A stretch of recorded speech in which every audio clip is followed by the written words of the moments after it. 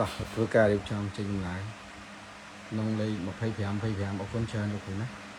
នឹងពេញយើងម៉ោងសិន25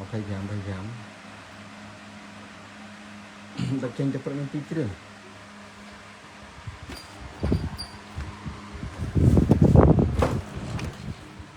នេះក៏រៀបចំមកជាដែរ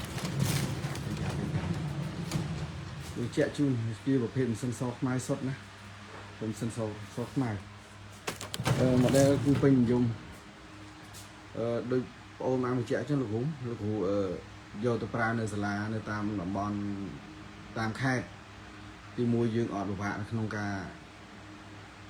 ភ្លើង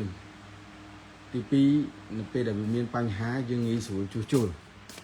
ទី3យើងកុំយកកែ4យើងយកកែ12មកត្រេ2មានជើងកែក្រោម1អាហ្នឹងយកទៅប្រើទៅវាកដោវាអត់ចូលហើយនិយាយរួមទៅវាពេញនិយមប្រើសម្រាប់ក្នុង25ហើយបើលោកគ្រូយកថែម2គ្រឿងគ្រូខ្ញុំរៀបចំទុកឲ្យលោកគ្រូណាព្រោះ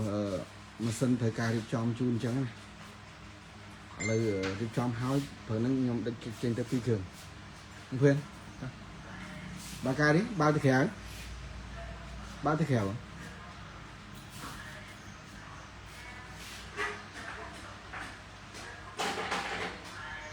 មានហ៎មាន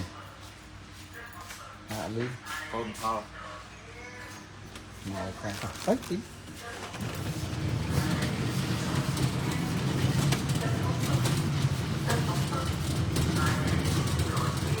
ថោអេមានធ្វើលើតុកមកយកមកធ្វើលើតុក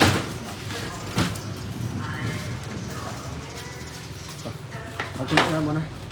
ហើយសម្រាប់លោកគ្រូនៅកំពង់ស្ពឺលោកគ្រូយក25ដដែលទៅគឺថាយក2គ្រឿងទៀតចាំខ្ញុំឲ្យក្រុមការងាររៀបចំជូនដល់គ្រូណាបងណាមិនសិននៅមានស្តុកទេមិនបាច់ភ័យ